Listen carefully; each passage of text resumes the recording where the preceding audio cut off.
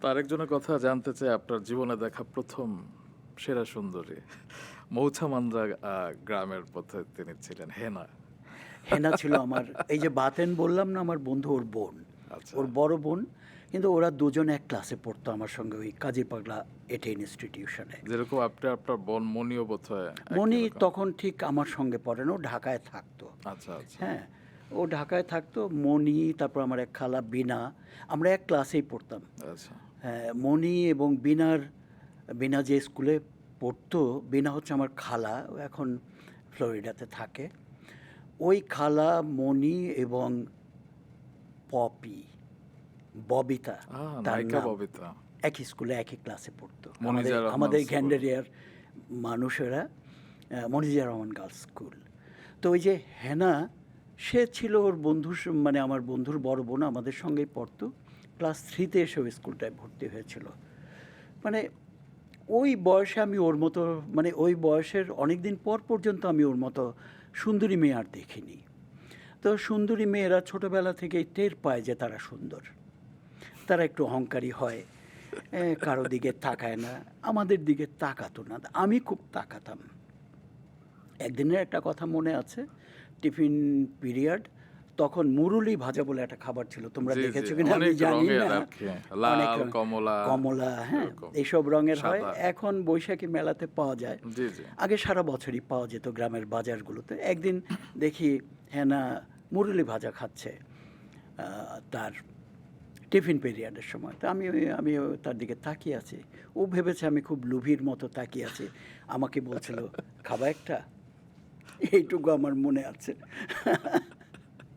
আমার মনে হয় একটা বাংলা সিনেমা কিছুদিন আগে একটা ভাইরাল হয়েছিল না, হেনা, যে শাবনাজ বাপ্পা নাজ। আমার মনে হয় আপনাকে নিয়ে সেটি হয়েছিল, আমি ঠিক কারণ জানি না। কারণ পরবর্তীতে হেনার বিয়ে হয়ে যায় এবং ঢাকায় বোধহয় পরবর্তীতে দেখা এবং হয়েছিল। বহু বহু বছর পর না, তারপরে সে গ্যান্ডিরাতে থাকতো ওরা। আচ্ছা গ্যান্ডিরা থাকার সময় তার বিয়েও হয়ে গেল, তখন দু একবার দেখেছি। কিন্তু তারপরে আশ্চর্যজনকভাবে দেখা হলো একজন অভিনেতার বিয়ের দিন, আব্দুল কাদের। আব্দুল কাদের। কারণ কাদের ভাই তো আমার নাটকে অভিনয় করতেন, প্লাস উনি কাজ করতেন বাটা কোম্পানিতে। তো রাইট। হেনা ওই বিয়েতে গিয়েছি, একজন মহিলা, হ্যাঁ, এখন ফর্সা টর্সা গোলগাল। তো এসে এসে আমাকে বলে কি, চিনতে পারো? আমি বললাম, "দেখ, চিনতে পারার কোনো কারণ নেই, মাঝখানে হয়তো 50 বছর কেটে গেছে বা তারও বেশি।" তা আমি আমি বললাম যে না, তো চিনতে পারিনি। বলছে, আমি তো তোমার লেখা পড়ি, তুমি তো আমার কথা লিখেছো অনেক জায়গায়। আমি, হ্যাঁ, না। মানে তার আপত্তি নেই আপনি লেখাতে। এবং না, আপত্তি তো নেই, বলে সে আমার হাত ধরলো, তুমি ভালো আছো? তো হাত ধরা মানে কি, হাত করা। বাবা। এখন তো আর সেই সেই সময় নেই। ওর হয়তো নাতি নাতনি হয়ে গেছে, মেয়েদের বিয়ে হয়ে গেছে। তো এইরকম আর কি, জীবন তো এরকমই। জীবন তোমাকে ধরো কোথা থেকে কোথায়, তোমার কোন মানুষটি কোথায় হারিয়ে গেছে, আবার কোথা থেকে সে ফিরে আসবে, তুমি হয়তো সেটাই। কল্পনাও করবে না।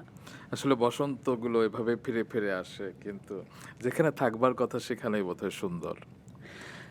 ধরো, স্মৃতি বেশিরভাগ ক্ষেত্রেই সুন্দর। হ্যাঁ, ধরো স্মৃতি তো তোমাকে প্রতারণা করবে না, ওই সময়কার সৌন্দর্যটা তোমার চোখে লেগে থাকবে। কিন্তু তার পরবর্তীতে ধরো, আমি অনেক দিন আগে একটা সিনেমা দেখেছিলাম, একটা রূপকথা, এটা হলিউডের সিনেমা। সেখানে একটা ধরো ফেয়ারি টেলস টাইপের গল্প। জি। হ্যাঁ, সে নায়ক এক রাজকন্যা, একটি মেয়েকে দেখে কল্পনা করে একে তার পেতেই হবে, কোনোভাবেই সে মেয়ের কাছে পৌঁছাতে পারে না।